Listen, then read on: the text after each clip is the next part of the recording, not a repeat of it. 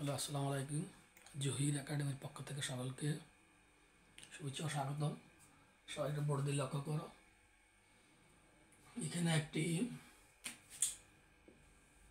প্রশ্ন দেওয়া আছে। হ্যাঁ, দেখো এগুলা কিন্তু অবিচ্ছিন্ন উপাত্ত, পরিসংখ্যানের অবিচ্ছিন্ন উপাত্ত। শ্রেণীব্যাপ্তি 5 বলে শ্রেণী সংখ্যা নির্ণয় করো।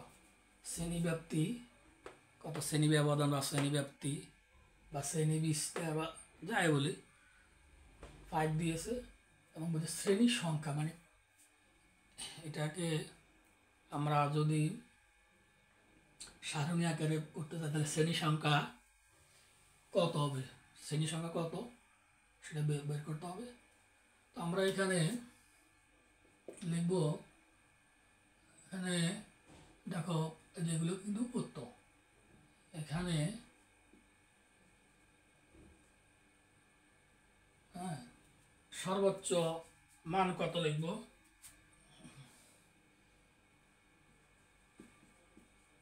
উপাত্তগুলোর সর্বোচ্চ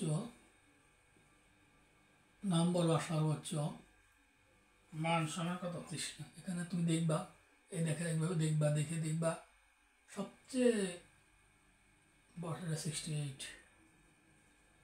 এবং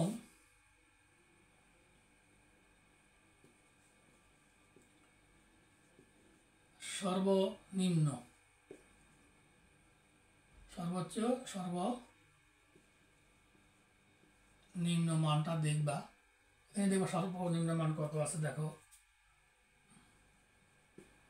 35। দেখো 35-এর নিচে, এখানে যে 35 এর নিচে আর কোনো উপাত্ত বা সংখ্যা এখানে নেই।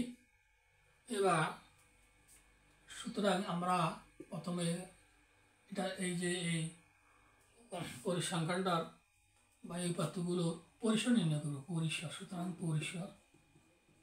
পরিসর সূত্র কি, সর্বোচ্চ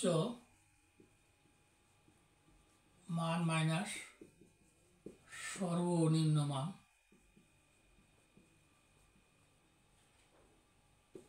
প্লাস 1। এটা হলো পরিসর বের করার সূত্র।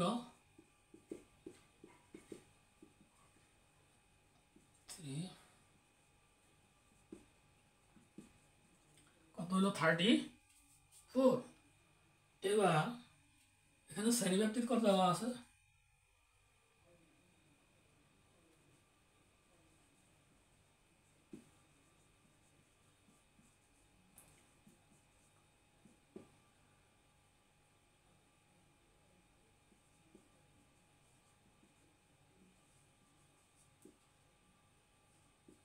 এখানে শ্রেণীব্যাপ্তি দেওয়া আছে কত, 5। সুতরাং শ্রেণীর সংখ্যা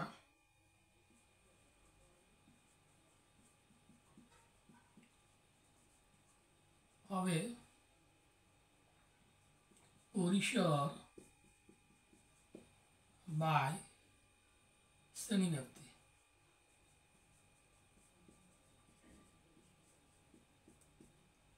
পরিসর দেওয়া আছে কত, 34, শ্রেণীব্যাপ্তি 5, তাহলে কত 5-30, তাহলে কত 6.8।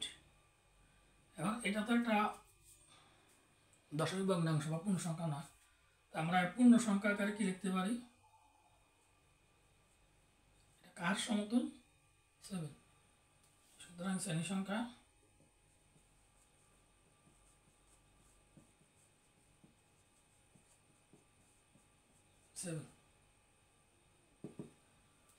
এটা হলো কি আনসার।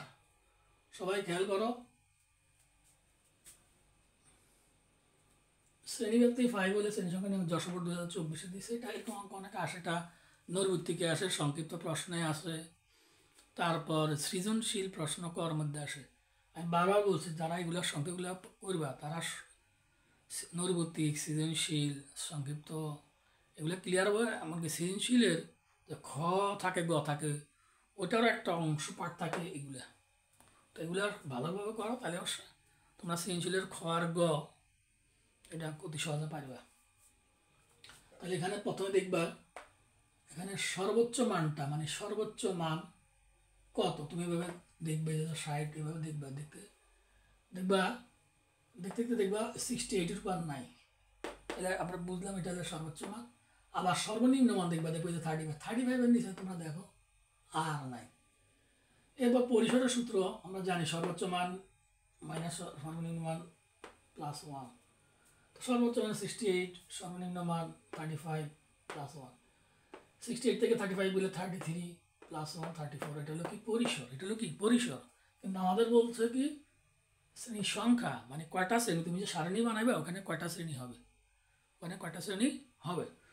তো এখন আমরা জানি শ্রেণী সংখ্যার সূত্র হলো পরিসর বাই শ্রেণীবৃত্তি, অর্থাৎ পরিসরকে শ্রেণীব্যাপ্তি দিয়ে ভাগ করলে শ্রেণী সংখ্যা পাওয়া যায়। শ্রেণী সংখ্যাকে পরিসর দ্বারা ভাগ করলে শ্রেণীব্যাপ্তি দিয়ে ভাগ করলে শ্রেণী সংখ্যা পাওয়া যায়। পরিসর 34 আর শ্রেণীব্যাপ্তি হলো 5। 34-কে 5 দ্বারা ভাগ করলে 6.8, তোমরা এগুলো ক্যালকুলেট দিয়ে করবা। তো 6.8 এটা কিন্তু পূর্ণ সংখ্যা না।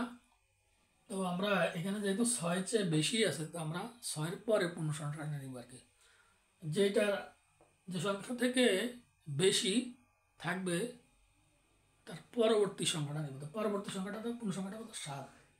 তাহলে সুতরাং শ্রেণী সংখ্যা 7। তাহলে আমরা এটা দিয়ে যে সারণীটা বানাবো, শ্রেণীব্যাপ্তি 5 দিয়ে তার শ্রেণী কটা হবে 7টা। তো আশা করি সকলে বুঝতে পেরেছ। তো তোমরা এখান থেকে এগুলো থেকে একটু খেয়াল রাখবা যেন সর্বোচ্চ মান আর সর্বনিম্ন মানটা ভাগ করতে যদি ভুল হয় তাহলে কিন্তু পুরো অঙ্কটা ভুল হয়ে যাবে। আর তোমরা এখানে পরিসরের সূত্রটা খেয়াল রাখবা আর শ্রেণী সংখ্যার সূত্রটা খেয়াল রাখবা। এগুলো কিন্তু নৈর্ব্যতিকের মধ্যে থাকে, তোমরা বারবার এগুলো করবা। আশা করি সকলে বুঝতে পেরেছ। সকলকে ধন্যবাদ।